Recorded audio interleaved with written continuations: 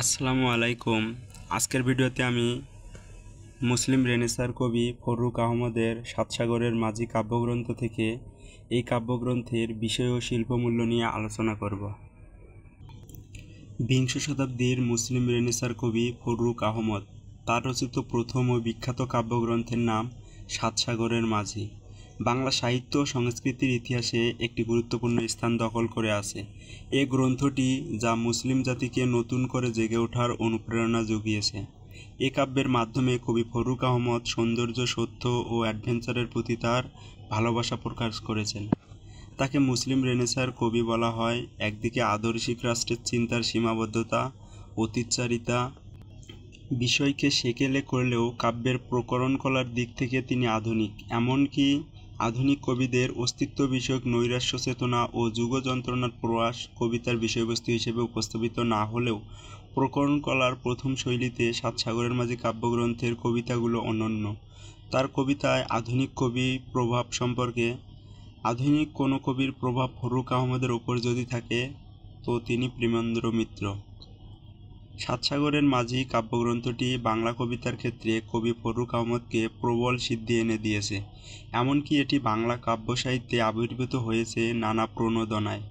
কাব্যটিতে মোট 19টি কবিতা উপস্থাপনের মধ্য দিয়ে মূলত ফররুখ তার সেই ঐতিহ্য লালিত ও নতুন ইসলামী চেতনায় উদ্বুদ্ধ রাষ্ট্রের স্বপ্নে বিভোর থেকেছেন।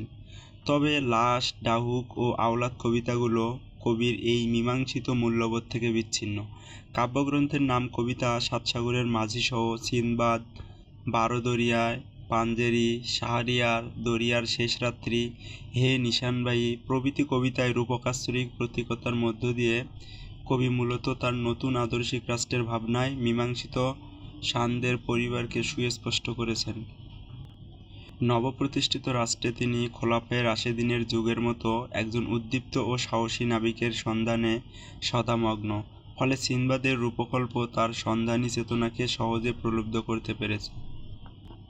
তিনি আশা করেছেন, কেটেছে রঙিন মখমল দিন, নতুন সফর আজ, শুনছি আবার নোনা দরিয়ার ডাক, ছিঁড়ে ফেলে আজ আয়েশি রাতের মখমল অবসাদ, নতুন পানিতে হাল খুলে দাও হে মাঝি সিনবাদ। সমুদ্রাভিযান, নাবিকদত্তা কবির চেতনায় একীভূত হয়ে বিদ্যমান। ফলে এই দুঃসাহসিক অভিযানের বর্ণনা কবির বিষয়গত উপস্থাপনকে যেমন সমৃদ্ধ করেছে, তেমনি বাঙালি পাঠকের নিকটতার নতুন স্বাদ এনে দিয়েছেন। তিনি এই নাবিকদত্তা, সমুদ্রাভিযান, সমুদ্র ঘোড়ার রূপকল্প নির্মাণের মধ্য দিয়ে নতুন রাষ্ট্র গঠনের স্বপ্নে বিভোর থেকেছেন।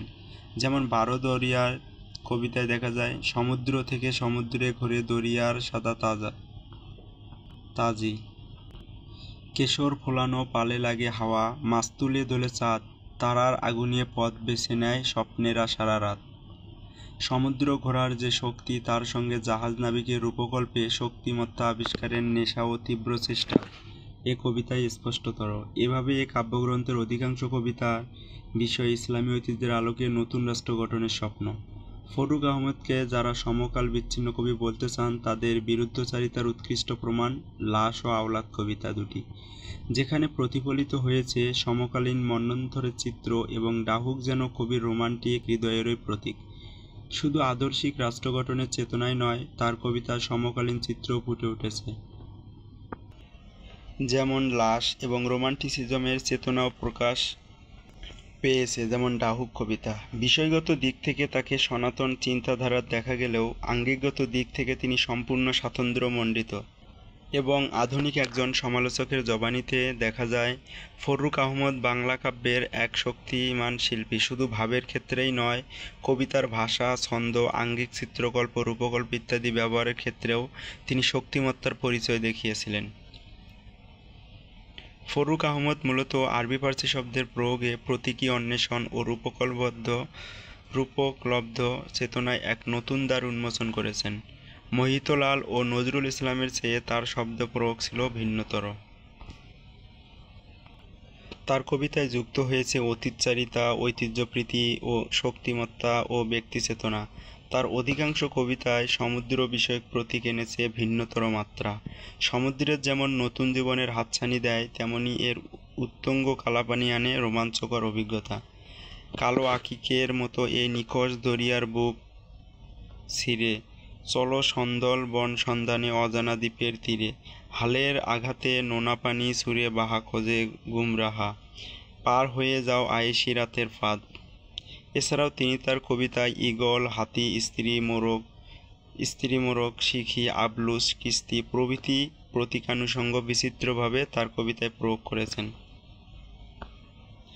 তার কবিতায় জীবন মাধুর্যের প্রতীক হিসেবে অসংখ্য রূপকল্পের ব্যবহারও পরিলক্ষিত। হাতির হাওদা ওঠাও মাহুত কিংখার খর শেষ, সিন্ধু ঈগল পাড়ি দেয় পাশে ফেনা উত্তাল রাত। এ কাব্যগ্রন্থে কবি যে রূপক নির্মাণ করেছেন তা নিশি আচ্ছাদিত, ফলত তাকে রাত্রির কবিও বলা যেতে পারে। যদিও এ রাত্রি হতাশা অন্ধকারের প্রতীক নয়, এ রাত্রি তারকাময় সম্ভাবনার সূচনা।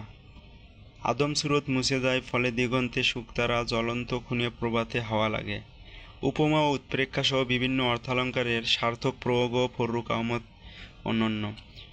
যেমন উপমার ব্যবহার, কালো আকিরের মতো এ নিখোঁজ দরিয়ার বুক ছিঁড়ে চলো সন্দলবন সন্ধানে অজানা দ্বীপের তীরে। আলোচ্য চরণে কালো আকিক পাথরের সঙ্গে অন্ধকারময় দরিয়া তুলনায় একটি সার্থক উপমার জন্ম দিয়েছে।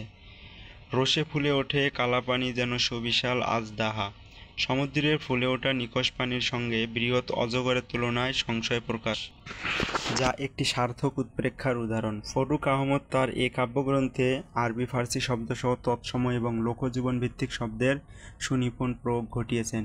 কতিপয় শব্দের উদাহরণ যেমন আরবি ফার্সি শব্দ আজদাহা, আদম সুরত, আওলাদ, আলিশান, আকিক, জৌলুস ইত্যাদি। তৎসম শব্দ রয়েছে সিন্ধু, নৃত্য, শর্বরী, সাপদ, রেশা, প্রাগৈতিহাসিক ইত্যাদি। লোকজীবন ভিত্তিক শব্দ গাং, লাগাম, পিরান, বিহান। শব্দের ক্ষেত্রে এ কাব্যে মাত্রাবৃত্ত ও অক্ষরবৃত্ত ছন্দের সমান উপস্থিতি লক্ষণীয়। যেমন সিনবাদ, বারদরিয়ায় প্রভৃতি কবিতায় এ মাত্রাবৃত্ত ছন্দের উপস্থিতি লক্ষণীয়। কেটেছে রঙিন মখমল দিন, নতুন সফর আজ, শুনছি আবার নোনা দরিয়ার ডাক। পরিশেষে বলা যায়, আলোচ্য কাব্য জুড়ে মুসলিম জাতিকে জেগে ওঠার প্রেরণা দিয়েছেন এবং সেই বিভিন্ন প্রতীক রূপক আশ্রয়ে কবিতাগুলো উপস্থাপন করেছেন, তা বাংলা সাহিত্যের একটি শ্রেষ্ঠ নিদর্শনকে ইঙ্গিত দেয়।